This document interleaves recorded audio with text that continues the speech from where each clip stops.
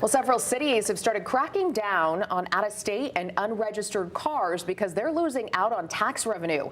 The latest of those is Shelton. The Board of Aldermen approved a deal with a third-party firm to identify and recoup lost tax revenue through unregistered vehicles. Fox 61's Jamel Johnson spoke with the city about what this means for people who live there.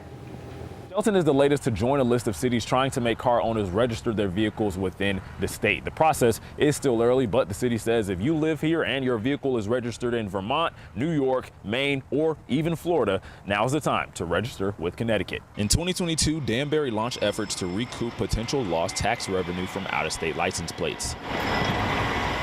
After city officials in Shelton saw the figures Danbury reportedly made back from the crackdown, Shelton leaders decided to look into the effort. Mayor Mark Loretti says this issue has plagued the state for years. I think the significance in doing it now is that, since the pandemic, there has been an influx into Connecticut, and there's a higher end vehicle now that wasn't there 10 years ago.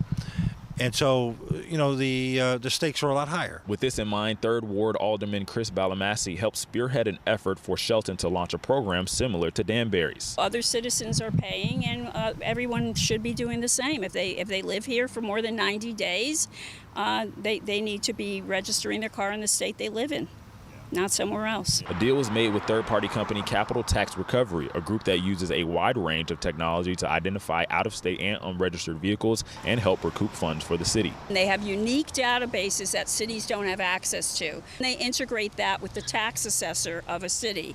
They look up things, they look for inconsistencies, and then that gets the ball rolling for them, and then they're out in the field. They have a lot of different talents behind the scenes, private investigators, former law enforcement, data analysts. It's very comprehensive. It's not just you go out and take pictures of license plates. While the efforts are still in infancy, Ballamassi says the setup takes 3 to 4 months, and they could see returns on lost revenue soon after that. I'm hoping, based on our conversations with the company, it should be in the 6 figures because it's retro. I mean, we go back to the number of years they've resided here. We have the potential to recoup 60% for each vehicle that isn't registered here. Officials say they don't want this to appear to car owners as a citywide cash grab, but rather merely a teaching point. I think probably in the first few years of this whole project, we'll probably reap a pretty good harvest, and then I think people will catch on. It should level off. It's not a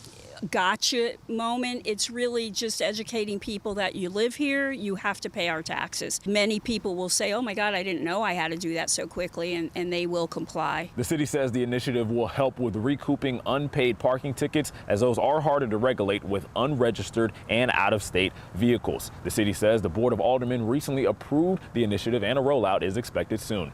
In Shelton, Jamel Johnson, Fox 61.